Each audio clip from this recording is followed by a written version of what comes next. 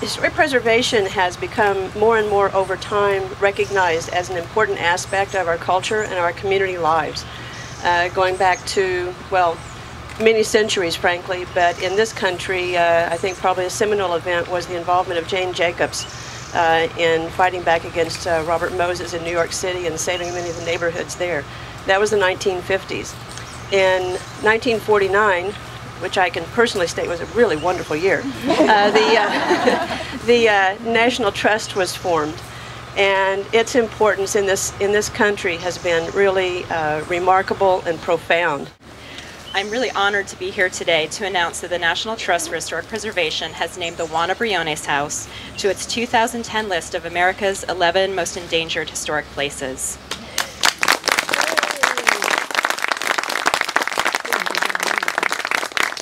Since 1988, the National Trust has used this list of America's 11 most endangered historic places as a powerful alarm to raise awareness of the serious threats that face our nation's greatest treasures.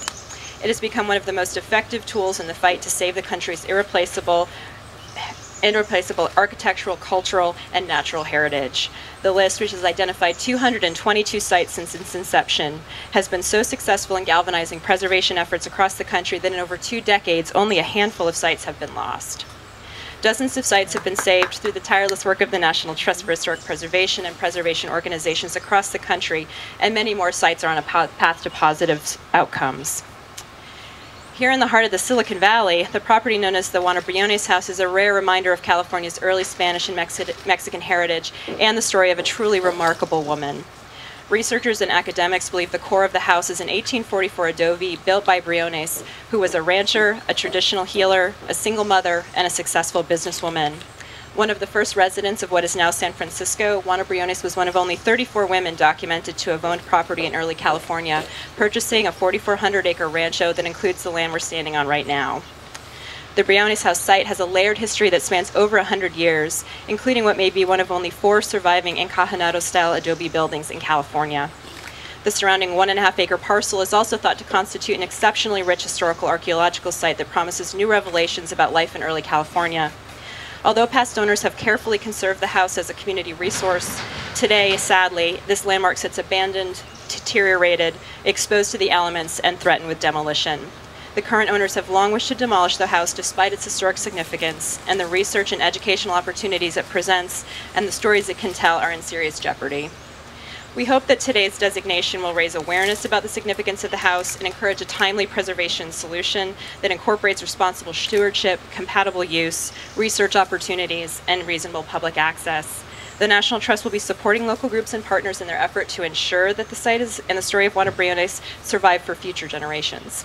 Many, many people have contributed time and money toward the preservation of the Juana Briones site. The Juana Briones Heritage Foundation worked tirelessly for nearly a decade to save the house from destruction, but the owner's application for demolition was ultimately granted. At the last minute, a small, very small, and informal group of contacted attorney Susan Brant Hawley to pursue staving off demolition by means of a civil suit, which was successful, but now is pending appeal.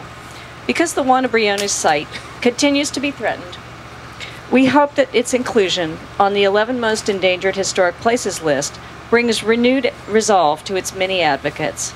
Among the many who worked on this last-ditch effort, I'd like to mention Boyd Delarios, Susan Kirk, Jean McDonnell, Frida Ravitz, and Clark and Kathy Akatif.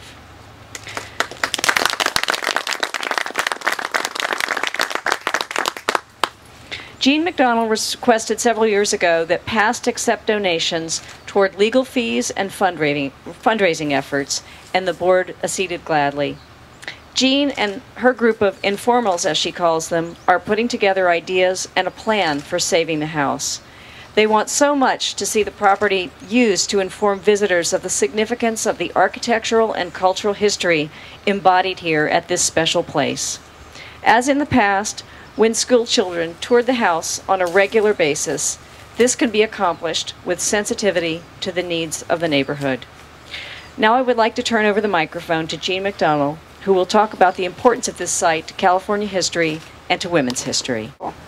My special interest in the 1980s was women's history. I know that history tells us how we got where we are and provides clues to where we are going. I could not accept the prevailing rule then that hardly any women mattered enough to be considered historically relevant to our condition. So when I read in a newspaper that a unique woman named Juana Briones had lived in the vicinity, that her house still existed, and that Susan Kirk, a descendant of only the third family to own the property, wanted to save it, I wrote to her.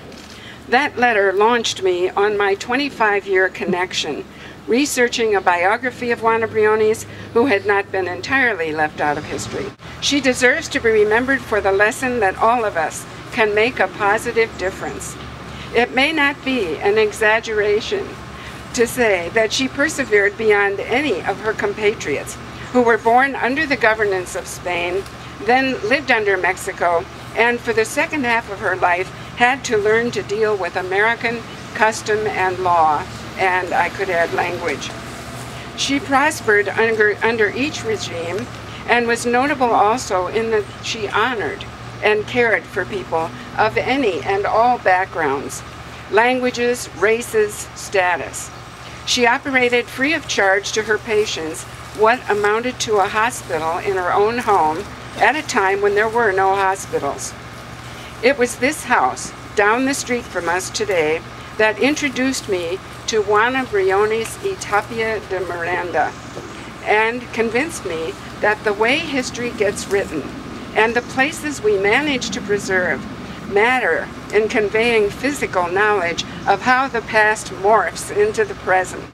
Well, I was thinking this morning that Doña Juana Briones, I like to call her Doña because in Spanish, to us, when we use the word Doña, it's a sign of great respect. I was thinking that she continues to bring people together. Often, you know, in California or in the country, we go through periods when there's disharmony, there's attacks on people. You know, speaking as a person of Mexican descent, as a Latino, I know that right now for our community, it is one of those times when, you know, a side of our humanity is raising those very negative and destructive issues and attacks. But, you know, I take comfort in people like Doña Juana Briones because, as Jean has so eloquently expressed, she represented a full human being, a healer, someone who looked beyond her own circumstances, who rose above her own circumstances, but you know, was appreciative of all people. It's very important that we continue to save this place physically, because it's the kind of thing that all children, young people need to hear constantly. That we need to keep reminding them that we're one people, that we may have differences, but that we can all share in that and be together. So, you know, one of the things I did when I was on the foundation is that I decided, being on the city council, I wrote a proclamation that the council approved, dedicating our Cinco de Mayo event to Juana Briones. That day in East Palo Alto, we talked about Juana Briones throughout the program, and we get about 2,000 or 3,000 people, a lot of kids, a lot of young people. So it was really history in a public sense. And just a few weeks ago, I was very glad to see Clark and Kathy there. They had a booth for Juana Briones at our Cinco de Mayo in East Palo Alto. So that's a tradition that I'm gonna continue. Thank you everyone for coming.